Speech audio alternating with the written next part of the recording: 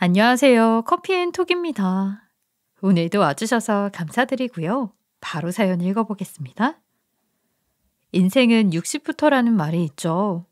저는 60대가 되면 인생이 정말로 많이 달라질 줄 알았어요. 60대가 되고 얼마 지나지 않아 하나뿐인 딸아이가 결혼을 했었거든요. 쥐면 꺼질까 불면 날아갈까 애지중지 키운 딸이었기에 무조건 행복하게 해주고 싶었어요. 외롭지 않게 든든한 짝을 만나게 해주고 싶었죠. 딸아이를 시집 보내고 나자 정말로 이젠 걱정거리 없이 새로운 인생을 살 수 있겠구나 하고 생각한 지 몇 달이 지났어요. 그리고 제 인생은 지나치게 많이 달라져 버렸어요. 딸이 사라졌거든요. 이럴 줄 알았다면 시집 따위 보내지 말고 영원히 내 품에 안고 살 걸 하고 생각한 지 또 몇 달이 되었네요. 눈에 집어넣어도 안 아픈 내 딸이었는데 시집간 지 얼마 되지도 않아 야속하게도 하늘나라로 가버렸답니다. 얼마나 많은 후회를 했는지 몰라요. 그저 영원히 내 품 안에 자식으로 남겨둘 걸 그랬어요. 그랬더라면 이렇게 2배, 3배의 슬픔을 겪지 않았어도 되었을 테니까요. 딸을 잃으면서 저는 사위도 동시에 잃게 됐거든요. 차라리 살 날 얼마 남지 않은 나를 데려가시지. 왜 하늘은 야속하게도 젊고 예쁜 제 딸을 데려가신 걸까요? 딸은 모자란 점 하나 없이 정말 착한 아이였어요. 그런 아이였던 걸 모르고 제가 했던 수많은 잔소리들, 자잘한 다툼들이 떠오를 때마다 저는 그저 스스로가 미워서 견딜 수가 없었어요. 내가 이랬더라면, 내가 저랬더라면 이런 일이 일어나지 않았을까 하는 생각을 참 많이 했어요. 소용없는 후회라는 건 알지만 사람의 마음이란 게 그렇잖아요. 마음대로 되지 않죠. 사실 아직도 실감이 나지 않을 때가 많아요. 지금이라도 저 문을 열고 엄마 하고 저를 부르며 나타날 것만 같을 때가 많아요. 외출했다가 집에 오면 왔어? 하면서 저를 반겨줄 것만 같죠. 어떤 나이의 아이며 어른이며 모두가 딸처럼 보였어요. 어린아이들을 보면서 우리 딸도 저만한 때가 있었지 하는 생각을 하고 중고등학생들을 보며 우리 딸의 학창시절은 어땠노라 생각을 하고 그러다 보면 지금 우리 딸은 거기까지 사고가 미치면 사람이 정말 돌아버릴 것 같은 순간이 오죠. 딸을 잃은 슬픔만큼 사위를 잃은 슬픔이 큰 건 저는 사위를 아들처럼 여겼고 사위도 저를 어머니처럼 여겼었기 때문이에요. 그냥 하는 말이 아니라 정말로요. 우리 셋은 그 자체로 단란한 가족이었어요. 이 일이 있기 전까지는 다소 부족한 딸을 사위인 박서방이 품어주고 있다고 생각했죠. 하지만 이제와 생각해보니 사는 내내 제 딸이 박서방을 품어주며 견뎌왔던 거였어요. 여태까지 있었던 모든 일들이 어찌 보면 사건의 전말이었던 거예요. 그 단서를 왜 모조리 놓치고 말았는지 지금도 돌이켜보면 그저 후회뿐이네요. 딸이 연애를 시작했다고 알려왔을 때는 걱정 반 기대 반이었어요. 그 전까지는 딸은 연애를 해도 이렇다 저렇다 하게 알린 적이 없었거든요. 그저 제가 눈치로 만나는 사람이 있나 보다 없나 보다 하고 대충 짐작을 하는 정도였어요. 그런데 이번에는 먼저 연애를 한다고 알려오니 진지하게 만나고 있는 사람인가 보다 싶더라고요. 당연히 걱정도 기대도 클 수밖에 없었어요. 덕분에 저는 오늘도 그 사람 만났니? 라거나 그 사람이랑 만나면 뭘 하니? 이런 식으로 딸에게 질문을 하는 날이 종종 생겼어요. 오늘도 그 사람 만났어? 만나면 주로 뭐 하니? 맛있는 거 먹었어? 네, 그랬죠. 그런데 엄마도 참 매번 그 사람이 뭐예요, 그 사람이. 아니, 그러면 내가 뭐라고 부르니? 그렇긴 하네요. 뭐라고 부르지? 음, 박서방이라고 불러요. 성이 박씨니까. 아니, 뭐? 너 진심이야? 엄마가 벌써부터 그렇게 불러도 되는 거야? 우리끼리인데 뭐 어때요? 그리고 저 진심 맞아요. 엄마도 짐작하셨겠지만 저 이 사람 정말 진지한 마음으로 만나고 있어요. 아마 곧 정식으로 인사드리러 올 거예요. 그리고 이거 엄마 갖다 드리래요. 아이고, 아이 뭘 또 보내왔어. 매번 널 빈손으로 보내는 법이 없구나. 참 예의 바른 사람이야. 엄마, 그런데 그 사람 조금 문제가 있어요. 어? 문제라니. 뭔데? 큰 거야? 그래도 네가 진지하게 만나는 거 보니 심각한 건 아닌 거지? 사람에 따라서 심각하게 받아들일 수도 아닐 수도 있을 것 같아요. 우리 엄마는 아닐 것 같지만 혹시 몰라서요. 그런데 박서방이 절대로 미리 말하지 말라고 했거든요. 아니, 그럴 거면 얘기는 왜 꺼냈어? 궁금하게. 조만간 방문할 테니까 그때까지만 참으세요. 박서방은 딸과의 연애 시절부터 우리 집을 방문할 때면 빈손으로 오는 법이 없는 사람이었어요. 크건 작건 무엇이든지 맛있고 좋은 걸 보면 집으로 가지고 오거나 딸의 손에 들려보냈죠. 사실 연애를 시작한다고 처음으로 얘기한 것도 박서방이 들려보낸 먹거리를 전하느라 그런 거였어요. 그 외에도 소문난 맛집에선 새벽부터 줄을 서서 꽁꽁 언손으로 자리를 맡아주는가 하면 제가 구운 과자를 좋아한다고 했더니 비싸고 맛있기로 유명한 가게에서 구운 과자를 종류별로 하나씩 다 사서 딸 편으로 보내왔더라고요. 그래서 저는 박서방이 사람이 참 다정하구나. 그리고 집안이 펑 넉넉한 편인가 보다 하고 생각했었어요. 그런데 정식으로 결혼을 허락받겠다고 인사를 온 날 박서방이 꺼낸 얘기는 그게 아니었어요. 아유, 박서방 왔어? 아유, 내가 벌써부터 박서방이라고 부른다고 부담스러운 건 아니지? 부담이라뇨. 일찍부터 가족으로 맞아주시는 것 같아서 제가 얼마나 좋은지 어머니는 모르실 겁니다. 아유, 사돈 어르신들이 들으면 남의 집 귀한 아들을 왜 데려가냐고 하시겠어. 아이, 그래, 사돈께서는 언제 뵙자 이런 말씀 아직 없으시고? 저 어머니, 거기에 대해서 드릴 말씀이 있습니다. 아이고, 무슨 얘기길래 그렇게 심각하게 분위기를 잡고 그래? 혹시 부모님께서 우리 딸을 반대하셔? 내가 호럼이라 그래? 아닙니다. 절대 그런 것 아닙니다. 오히려 반대입니다. 반대라니. 제가 다 말씀드리면 어머니께서 절 반대하실까 봐 그게 걱정입니다. 하지만 솔직하게 말씀드리겠습니다. 전 보육원 출신이에요. 가족도 없이 혼자 컸고요. 아이고, 세상에. 박서방, 진작에 얘기를 하질 그랬어. 난 그런 줄도 모르고. 내가 그런 걸로 왜 박서방을 반대하겠어? 박서방만큼 좋은 사람이 이 세상에 어디 있다고. 아닙니다. 제 흠이 될 수도 있다는 거 잘 알고 있습니다. 하지만 어머니께서 받아주기만 하신다면 당연히 받아주고 말고 더 말할 것도 없어. 이 사람과 어머니 둘 다 제 인생의 첫 가족입니다. 제가 선택한 가족이기도 하고요. 너무 좋습니다. 그리고 이 사람 만난 것만큼이나 어머니가 생긴 게 너무 좋습니다. 저 그냥 사위 말고 오늘부터 아들 시켜주십시오. 아이고, 배도 안 아프고 이렇게 큰 아들이 다 생기고 내가 복덩어리네.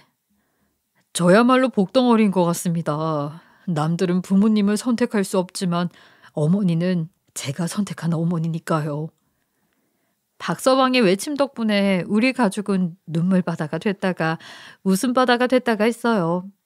저는 박서방이 혼자 컸다는 말에 더 대견하게 느껴졌죠. 부모님도 안 계시는데 어쩜 이렇게 바르게 자라서 제 살 길 찾아 잘 먹고 잘 살고 있는지 제가 다 뿌듯했어요. 본인이 한 말에 책임이라도 지듯 박서방은 정말 아들처럼 굴었어요. 어떨 땐 딸아이보다 더 살갑게 굴기도 했죠. 쉬는 날이면 딸이랑 데이트하기도 바쁠 텐데 굳이 저를 데리고 젊은 사람들 다니는 좋은 레스토랑이며 카페에 데려가 줬어요. 그때마다 제 손을 꼭 잡고 다니곤 했죠. 아이고, 박서방. 이렇게 다 늙은 여자 손잡고 다니면 남들이 흉봐. 흉보는 사람들이 이상한 겁니다. 정상적인 사람이라면 사이 좋은 모자 사이라고 생각할 겁니다. 그런 거 신경 쓰지 마시고 저와의 하루를 즐겨주세요, 어머니. 혹시 저랑 다니는 거 지겨우세요? 아이고 참, 그럴 리가 있겠어? 너무 젊은 사람들 다니는 곳이라 나 같은 늙은이가 이런 데 와도 되나 싶어서 그러지. 요즘 세상에 젊은 사람만 가야 되고 어르신들만 가야 하고 그런 장소 구분 없습니다. 걱정하지 마세요, 어머니. 그래. 그러면 내 박서방만 믿고 오늘 하루를 실컷 즐기도록 할게. 박서방 손만 잡고 다니면 하루 종일 신기한 세상 구경하느라 심심할 일이 없었어요. 남편을 먼저 보낸 후 잿빛이었던 제 하루하루가 알록달록하게 물들어가는 느낌이더군요. 저는 정말로 간만에 살아있다는 느낌을 받을 수 있었어요. 그리고 얼마 지나지 않아 딸아이는 결혼식을 올렸어요. 딸은 박서방의 사정을 생각해서 혼인신고만 하자고 했지만 박서방은 절대 그럴 수 없다고 했어요. 한 번뿐인 결혼식인데 남들 하는 건 다 해야 한다고 했죠. 자기는 하객 측이 텅 비어 있어도 아무렇지 않다고 했어요. 사실 저희 쪽도 친척이 그리 많지는 않았기 때문에 크게 티가 나지는 않더라고요. 설령 티가 좀 난다 한들 뭐 어쩌겠어요. 저와 딸 그리고 박서방은 아무렇지도 않았으니까요. 오히려 박서방의 회사 동료 지인들이 많이 오셔서 자리를 모두 채워주었어요.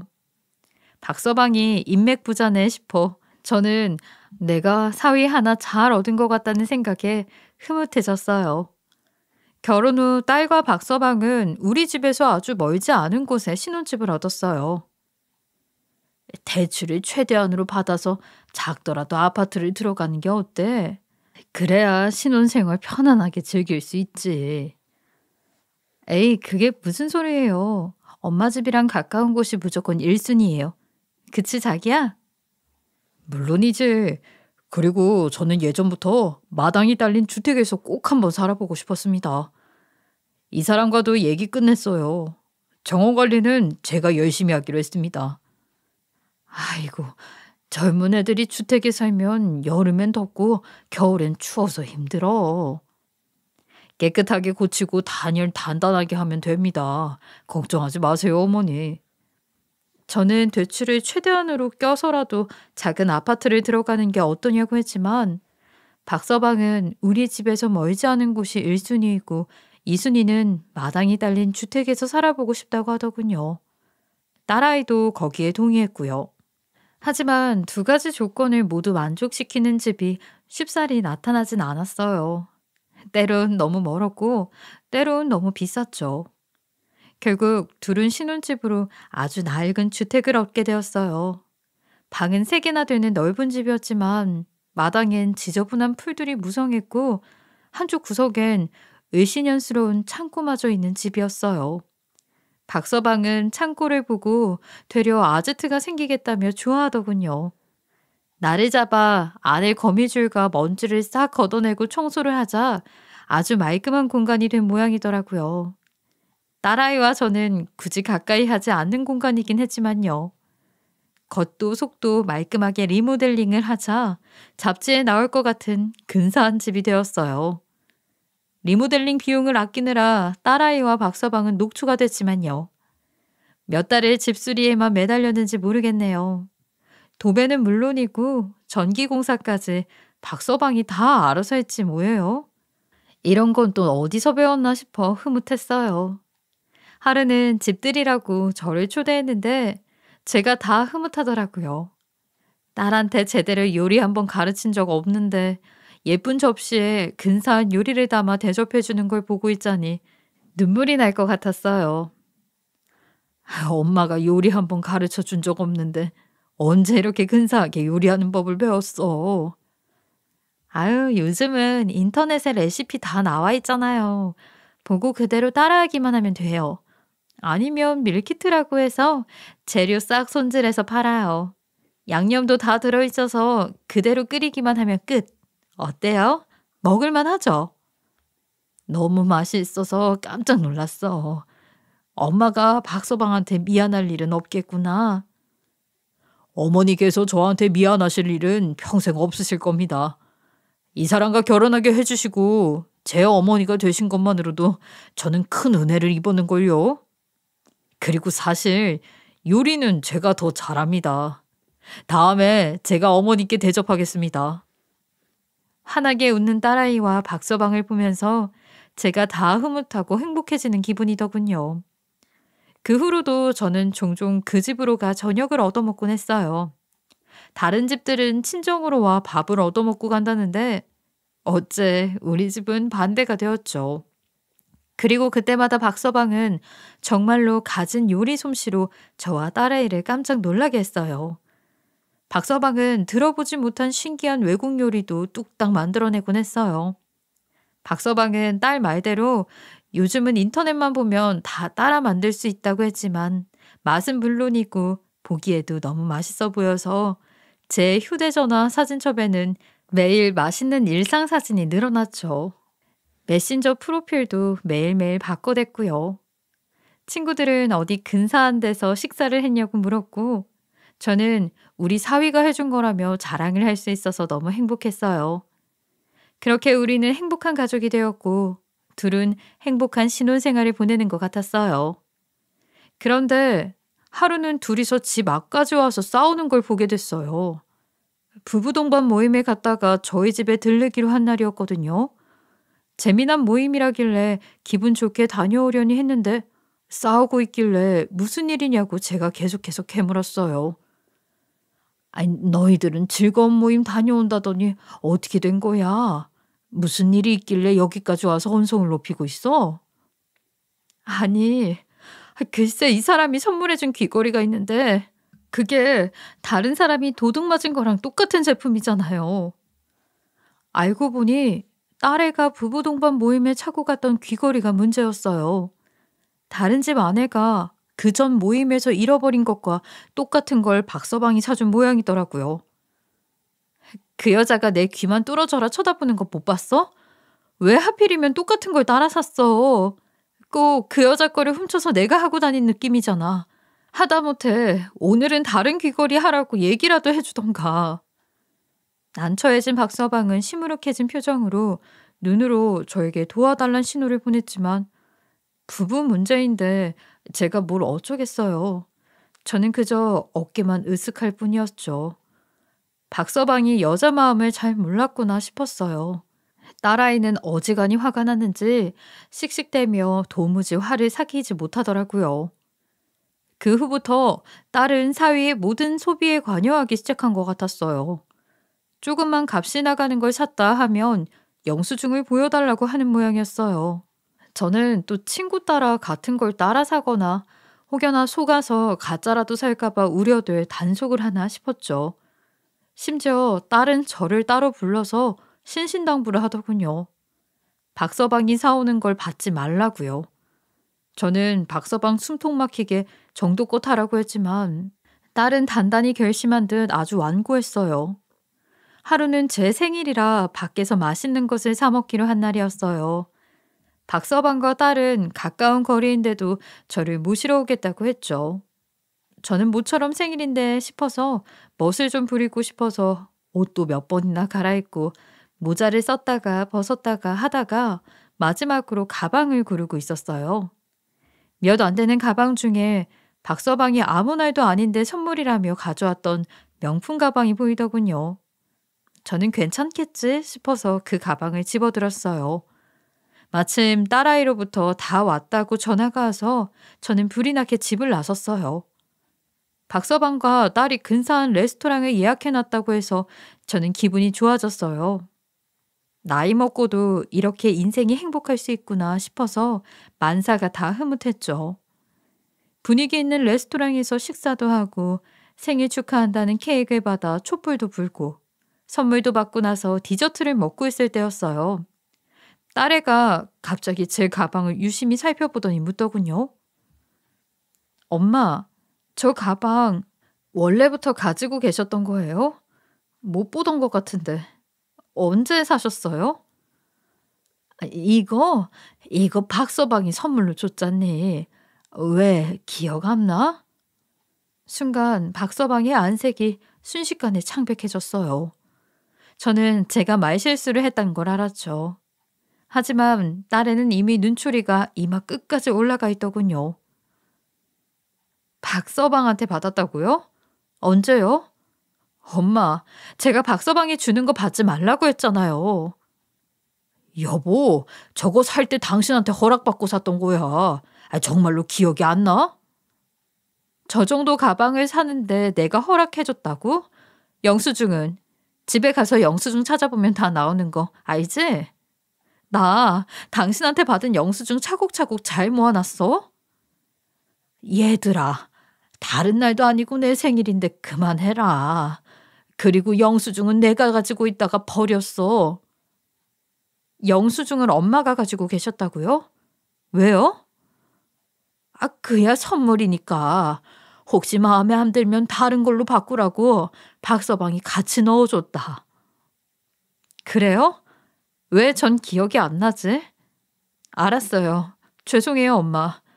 자기도 미안해. 내가 괜한 의심해서. 아니야, 그럴 수도 있지. 여기 디저트 참 맛있네. 우리 하나 더 시켜 먹을까? 영수증에 대한 건 거짓말이었어요. 하지만 제 생일날 굳이 큰 소리를 내면서 둘이 싸우는 것을 보고 싶지 않았어요. 새파랗게 질린 안색에 박서방이 치근해 보이기도 했고요. 다른 것도 아니고 저한테 주는 선물이었는데 저렇게까지 단속을 해야 하나 싶기도 했어요. 박서방은 나중에 건물을 나가면서 저에게 무어라 말을 하려 하더군요. 저는 아무 말도 하지 않아도 된다는 뜻으로 한쪽 눈을 찡긋해 줬어요.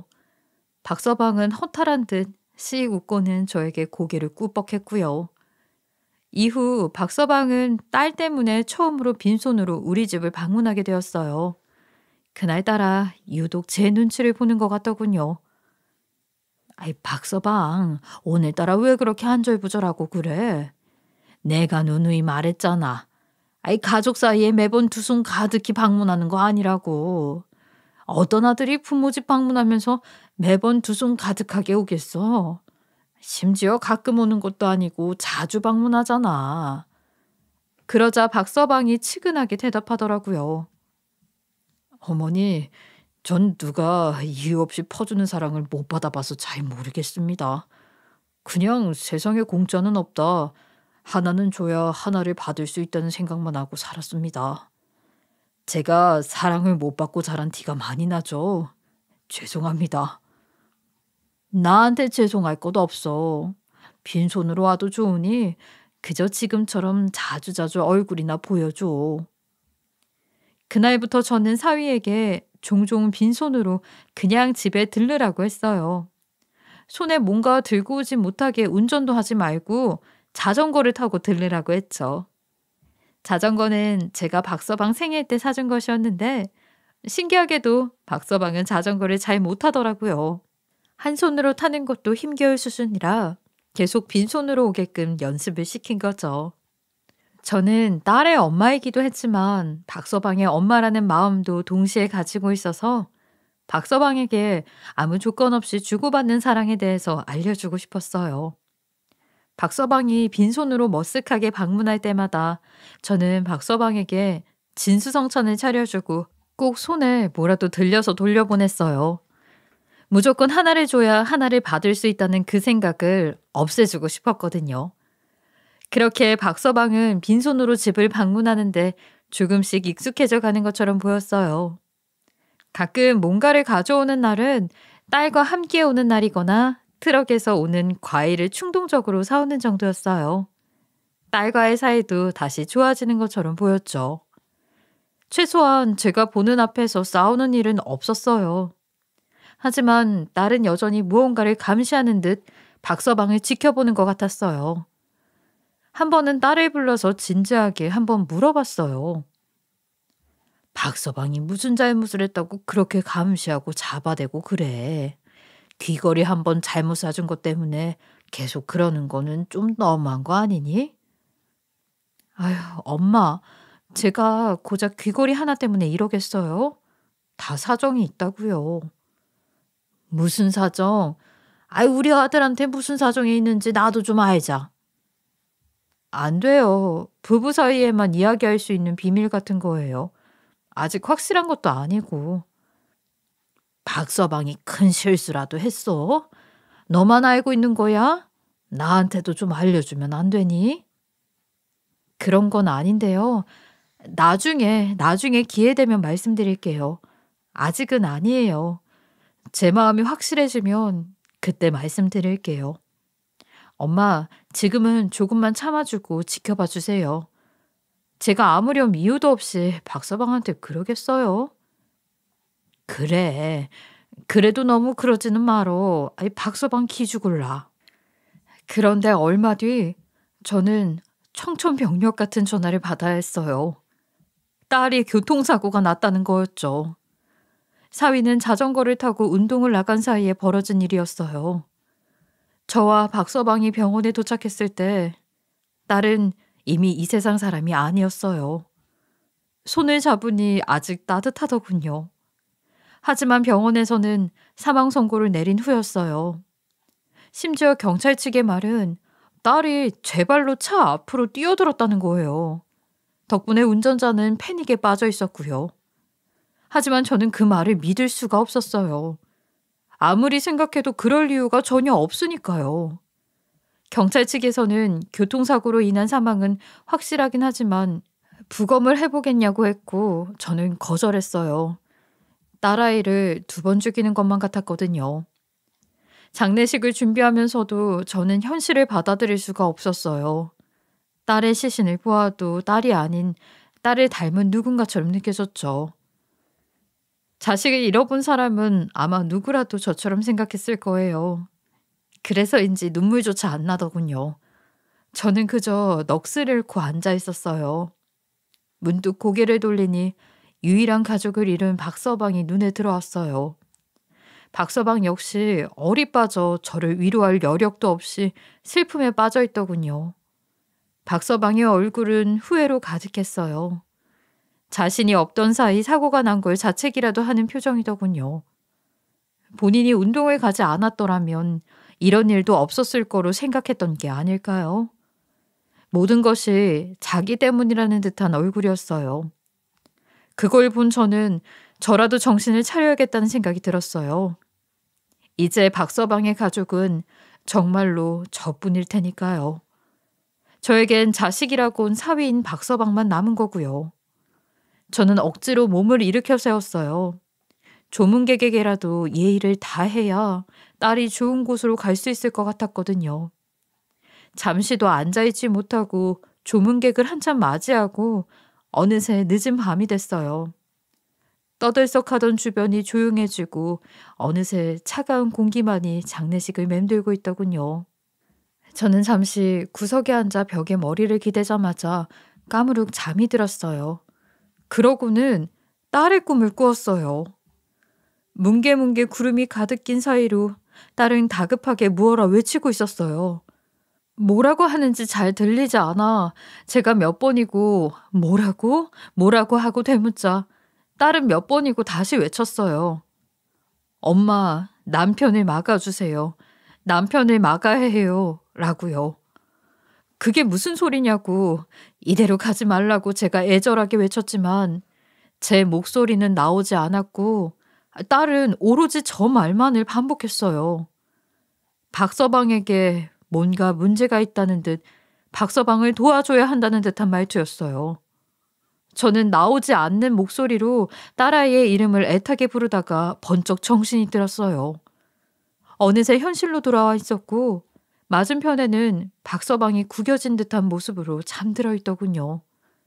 저는 그 꿈이 계속 마음에 걸렸어요.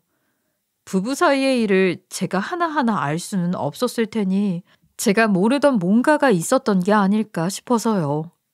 딸이 혹은 박서방이 고통받는 뭔가가 있었던 게 아닐까요? 그렇지 않고서야 제 꿈에 나타나 다른 식구 다 제쳐두고 박서방만을 그렇게 애달프게 부를 리가 없을 것 같았어요. 그러다 문득 머릿속을 스치고 지나간 건 부검이었어요. 경찰 측에서 정말로 부검을 하지 않겠느냐고 입관 전에 다시 한번 찾아오겠다고 했었거든요. 아무리 생각해도 제가 놓친 것 그것 외엔 떠오르지가 않더라고요. 순서가 좀 꼬이긴 했지만 저는 뒤늦게나마 부검을 요청했어요. 다음날 경찰 측에서 연락이 와 저에게 사진 한 장을 보여주더군요. 딸의 손에 바퀴 자국이 나 있었다고요. 처음엔 당연히 자동차 타이어 흔적인 줄 알았는데 부검하다 보니 훨씬 두께가 얇은 자전거의 바퀴 같다고 했어요. 사고에 직접적인 영향을 준 것은 아니지만 사망 직전에 자전거 바퀴가 손바닥을 밟고 지나간 것 같다고 했어요. 혹시 나라이나 주변 사람이 자전거를 타냐고 묻더군요. 저는 떨리는 목소리로 사위가 종종 자전거를 탄다고 이야기해줬어요. 딸아이네 집 창고 앞에 자전거가 세워져 있을 거라고요. 오만 생각이 다 들더군요. 제 입으로 말하면서도 아무런 상관이 없을 거라고 몇 번이나 속으로 되뇌었어요.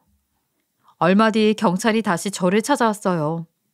경찰은 딸아이와 박서방과 딸아이네 집 마당의 창고 앞에 세워져 있던 자전거의 바퀴 자국과 딸의 손바닥에 있던 바퀴 자국이 일치한다고 말했어요. 그것만으로도 전 하늘이 무너지는 것 같았죠. 대체 둘 사이에 무슨 일이 있었던 걸까요? 딸의 죽음에 사위가 연관이 되어 있는 걸까요? 믿을 수가 없었어요. 그런데 경찰은 창고에 대해서 상세히 묻더군요. 사실 짐이나 공구를 만질 일이 없던 저와 딸은 그 창고를 최초로 청소한 이후로는 들어가 본 적도 없었어요. 수시로 창고를 드나들었던 건 박서방 혼자였죠. 경찰들은 창고 문을 열어봐야겠다며 저에게 동행을 요청했어요. 잠금 장치가 몇 단계나 걸려 있는 것이 어쩐지 수상하다는 말과 함께요. 저는 점점 숨을 쉴 수 없을 것 같은 공포가 저를 엄습해오는 것을 느꼈지만 어쩔 수 없이 경찰과 동행했어요. 경찰이 창고문을 뜯어서 억지로 연 순간 저는 끝없는 현기증을 느꼈어요. 좁고 지저분할 줄 알았던 창고 안은 보기보다 넓고 또 깨끗하더군요. 그리고 창고의 선반들에 가지런히 놓여있는 건 먼지 풀풀 쌓인 공구나 허들의 짐이 아닌 귀중품들이 가득 차 있었어요. 혹시 이 물건들이 전부 따님의 물건입니까? 아니면 사위분의 것인가요? 아니면 혹시 어머님 소유입니까? 야, 완전히 명품 매장을 차려놨어. 경찰들은 어이없다는 표정으로 제게 물었죠. 물론 그럴 리가 없었기에 저는 고개를 젓는 것 외에는 그 어떤 대답도 할 수가 없었어요. 회사에 있던 박서방은 바로 경찰서로 끌려갔어요. 창고의 귀중품들은 모두 박서방이 도벽을 해서 모은 물건들임이 밝혀졌어요. 알고 보니 어릴 적부터 병적이다 싶을 정도로 도벽이 있었다고 하더군요. 무엇이든 베풀어야 사랑을 받을 수 있다는 그릇된 생각에 사로잡혀 있었기 때문이죠. 부부 동반 모임 때 딸이 역정을 냈던 그 귀걸이 역시 박서방이 훔친 것이었어요. 총각 때는 혼자 몸이니 어떻게 참으며 살아왔지만 가족의 연을 맺고 나자 박서방의 불안감은 더욱 커졌던 거예요. 그 불안감을 훔친 물건들을 보며 달랬던 모양이에요. 원래는 그 물건들을 저나 딸에게 선물하면서 애정을 갈구해 왔었지만 딸이 조금씩 눈치를 채면서 창고에 모아두기만 했던 거죠. 저는 박서방에게 면회를 가 자초지종을 물어보기로 했어요. 이렇게 찜찜한 마음으로 앞으로 도저히 살아가지 못하겠다는 느낌이 들었기 때문이에요. 초췌해진 모습의 박서방이 창살 너머로 모습을 드러냈어요. 어머니, 아니 이제 어머니라고 부르면 안 되겠죠. 못난 사위라서 너무 죄송합니다. 너무 죄송합니다. 박서방, 나는 자네를 정말로 아들처럼 생각해왔어. 지금도 그 마음은 변하지 않았다네. 하지만 하나만 알려주게. 내 딸은 대체 어떻게 된 것인지. 증거가 없었지만 딸의 손바닥에서 나온 바퀴 자국 때문에 박서방은 딸을 해한 혐의도 일부 받고 있었어요. 딸과 부딪힌 차에 하필 블랙박스가 없어서 운전자의 증언에만 의지하기에는 동기가 부족했거든요. 하지만 저는 박서방이 딸에게 어떤 해를 끼쳤을 거라고까지는 생각할 수가 없었어요. 아니, 생각하기도 싫은 마음이었죠. 그래서 마지막으로 박서방에게 모든 걸 털어놓으라고 할 생각이었어요. 여기까지 와서 박서방에게 저에게 거짓말을 할 거라고는 생각이 들지 않았거든요. 어머니, 단 하나만 믿어주세요. 제가 그 사람을 어떻게 한 게 아닙니다. 정말이에요. 그래, 나도 자네를 믿네. 하지만 딸의 손바닥에 자네 자전거 바퀴 자국이 나온 건 어떻게 설명할 건가? 어? 그냥 모든 걸 솔직하게 말해주게. 그래야 나도 자네를 더 믿을 수가 있지. 어머니, 제가 운동을 하러 갔던 건 사실입니다. 운동을 하러 갔다가 집으로 돌아왔는데 그 사람이 창고 앞에 서 있더군요. 창고 문이 활짝 열려 있었습니다. 저는 너무 놀랐어요. 그 사람이 절 의심하고 있다는 건 알고 있었지만 이젠 완전히 들통나서 모든 게 끝났다고 생각했습니다. 저는 자전거를 탄 채로 도망가려고 했고 그 사람이 절 막으려고 했어요. 제가 자전거 운전이 서툴다 보니 바퀴가 거칠게 움직였고 그 사람이 자전거 바퀴를 손으로 꽉 움켜쥐며 저를 막았어요. 우리는 동시에 넘어졌고 저는 자전거를 버려두고 도망쳤어요. 그 이유는 어머니께서 아시는 것과 같습니다. 제가 말한 건 정말로 모두 진실입니다, 어머니. 박서방, 세상에 공짜는 없다고 생각하면서 산다더니 어째서 그랬어? 왜 그랬어? 우리가 주는 애정이 부족했어? 어? 나랑 딸아이로는 부족했냐고. 아닙니다. 아닙니다, 어머님. 그냥 제가 무식하고 못 배운 탓입니다. 제 잘못입니다, 어머니. 딸은 박서방을 쫓아가다가 주변을 보지 못하고 사고가 난 게 분명했어요. 그렇지 않고서야 그렇게까지 극단적인 선택을 했을 리가 없어요. 저는 그렇게 믿기로 했어요. 경찰에도 이 이야기를 모두 전했고 선처를 부탁한다고 얘기했어요. 저는 박서방의 지인들에게 연락해서 그간 훔친 물건들을 모두 돌려주었어요. 가지각색의 반응이 나왔죠. 절도죄로 처벌을 내려달라는 사람도 있었고 더럽고 징그러워서 아무것도 받지 않겠다는 사람도 있었어요. 공통적인 반응은 소름이 끼친다며 치근한 마음이 전혀 들지 않는다는 거였죠. 전 선택은 그분들의 몫이지만 딱 하나만 부탁하겠다고 했어요. 박서방의 도벽은 병적인 수준이니 단 한 번만 치료받을 기회를 달라고요. 물론 벌이 우선이었고 충분한 벌을 받고 난 뒤 치료를 받게 살게 해주자고 했어요. 하지만 다들 벌을 받은 후에야 어떻게 살 것인지에 대해서는 전혀 관심을 가져주지도 않더군요. 알아서 하라고 심지어 사형감 아니냐고 콧방귀까지 끼는 사람도 있었어요. 하지만 박서방이 옥에 들어가서 최대치를 살고 나온다 해도 6년이었어요. 6년 후라 해도 박서방에겐 아직 젊은 나이일 테니 저는 박서방에게 기회를 주고 싶었어요. 그리고 단 하나, 제 생일 때 들고 나가서 나라이에게 의심받았던 가방만은 임자가 나오지 않았어요. 저는 그 가방만은 박서방이 진심으로 저를 위해 샀던 선물일 거라고 믿기로 했어요. 그렇게라도 믿지 않으면 견딜 수 없었으니까요. 박서방에게 기회를 주고 싶다고 얘기한 건 역시 딸 때문이었어요. 저보다 훨씬 더 어른스럽고 성숙한 행동을 해주었던 딸을 떠올리면 박서방에게 기회를 주자는 말이 나올 수밖에 없었어요. 딸은 박서방이라는 사람이 나쁜 게 아니라 행동이 나쁘단 걸 알고 기회를 주려고 했어요. 그리고 자기만의 방식으로 그를 보듬어 주려 애썼죠. 그 안엔 불우하고 여러 가지 감정이 결핍된 박서방이 있었을 거예요.